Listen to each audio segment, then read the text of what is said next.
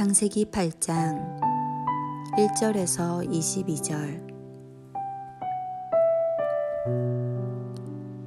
하나님이 노아와 그와 함께 방주에 있는 모든 들짐승과 가축을 기억하사 하나님이 바람을 땅 위에 불게 하심에 물이 줄어들었고 기품의 샘과 하늘의 창문이 닫히고 하늘에서 비가 그치매 물이 땅에서 물러가고 점점 물러가서 150일 후에 줄어들고 일곱째 달 곧 그 달 11의 날에 방주가 아라랏산에 머물렀으며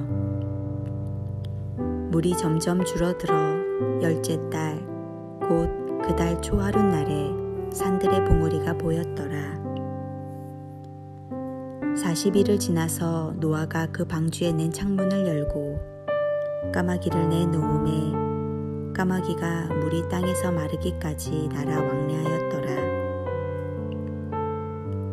그가 또 비둘기를 내놓아 지면에서 물이 줄었는지를 알고자 하매 온 지면에 물이 있으므로 비둘기가 발 붙일 곳을 찾지 못하고 방주로 돌아와 그에게로 오는지라. 그가 손을 내밀어 방주 안 자기에게로 받아들이고 또 7일을 기다려 다시 비둘기를 방주에서 내놓음에 저녁 때에 비둘기가 그에게로 돌아왔는데 그 입에 감람나무 새 잎사귀가 있는지라. 이에 노아가 땅에 물이 줄어든 줄을 알았으며 또 7일을 기다려 비둘기를 내놓음에 다시는 그에게로 돌아오지 아니하였더라. 601년 첫째 달 곧 그 달 초하룻날에 땅 위에서 물이 거친지라.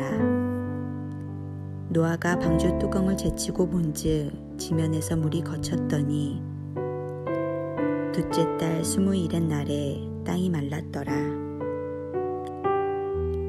하나님이 노아에게 말씀하여 이르시되 너는 내 아내와 내 아들들과 내 며느리들과 함께 방주에서 나오고 너와 함께한 모든 혈육 있는 생물 곧 새와 가축과 땅에 기는 모든 것을 다 이끌어내라. 이것들이 땅에서 생육하고 땅에서 번성하리라 하시매 노아가 그 아들들과 그의 아내와 그 며느리들과 함께 나왔고 땅 위의 동물 곧 모든 짐승과 모든 기는 것과 모든 새도 그 종류대로 방주에서 나왔더라.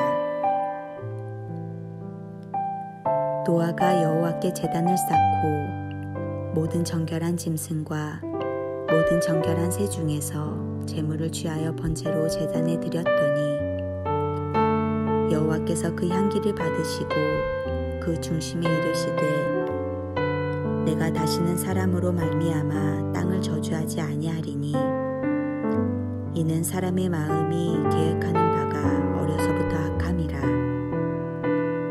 내가 전에 행한 것 같이 모든 생물을 다시 멸하지 아니하리니 땅에 있을 동안에는 심음과 거둠과 추위와 더위와 여름과 겨울과 낮과 밤이 쉬지 아니하리라.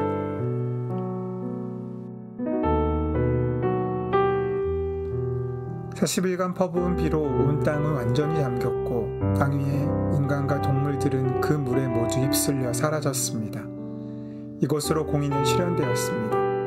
하지만 하나님께서는 새로운 창조를 시작하십니다. 이유는 단 하나, 방주에 타고 있던 노아와의 가족과 짐승들 때문이었습니다.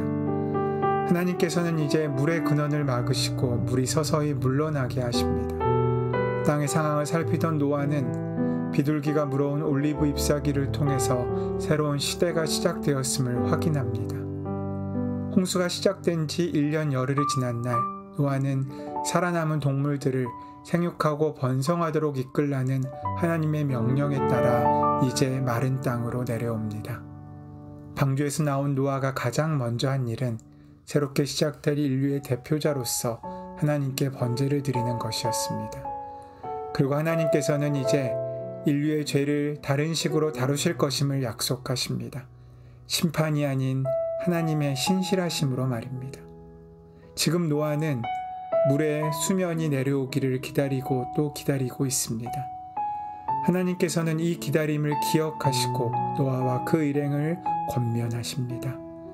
여기서 우리가 기억해야 할 것은 노아가 그 물이 빠지기를 간절히 기다린 것 못지않게 하나님께서도 기다리셨다는 사실입니다.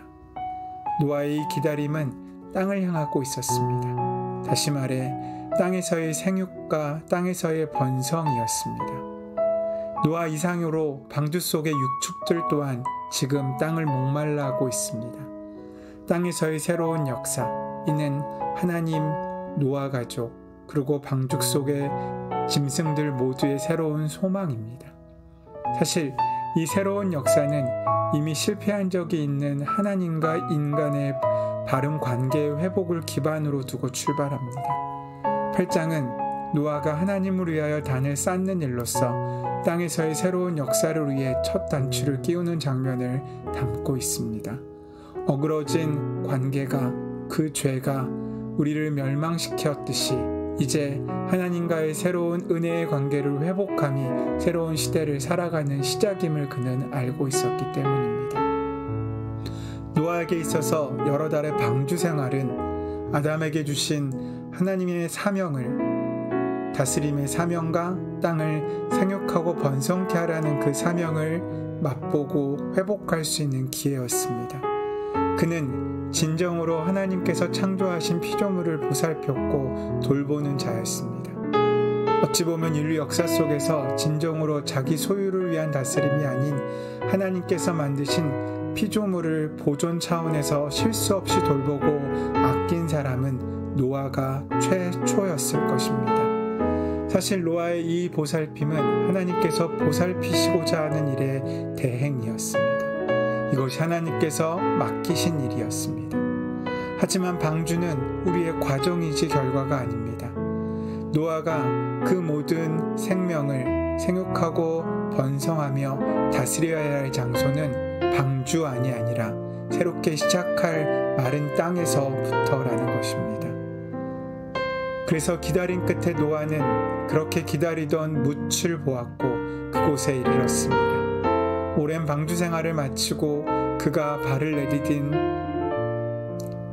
첫 발걸음을 하나님을 향한 감격의 번제단을 쌓는 것으로 시작하고 있는 것입니다. 20절 말씀을 보십시오.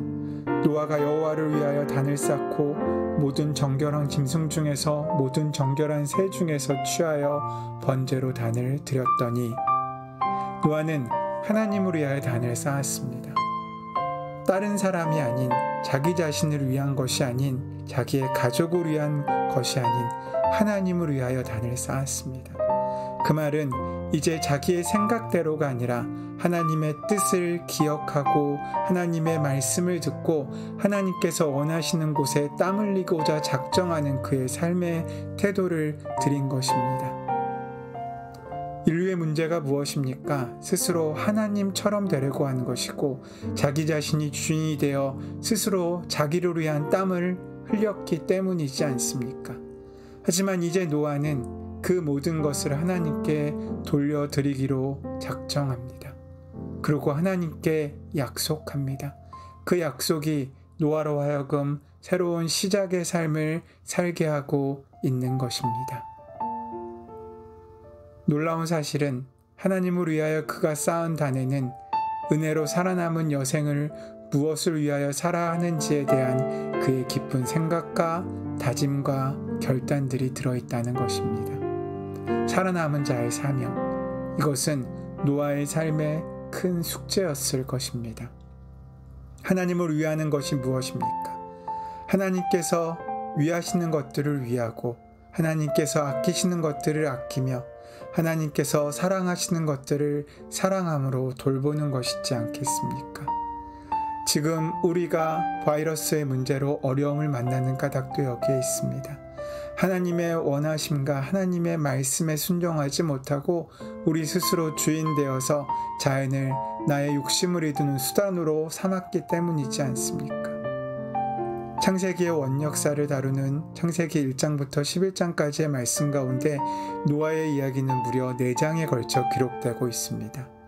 이렇게 긴 분량으로 기록되고 있다는 것은 이 사건이 성경 전체를 이해하는 매우 중요한 진리와 관점을 담고 있음을 의미합니다. 그것은 곧 하나님께서 세상을 다스리시는 방식에 관한 것이고 우리가 사명받은 자로서의 삶을 어떻게 시작할지에 관한 부분입니다. 살다 보면 종종 하나님께서는 과연 정의로우신지를 묻게 됩니다. 그 답은 이미 우리에게 주어졌습니다. 하나님께서는 대재앙으로 모든 것을 멸하실 수 있을 만큼 정의로우십니다. 하지만 피조물을 향한 마음 때문에 공평과 자비와 인내로 통치하시기로 작정하신 것입니다.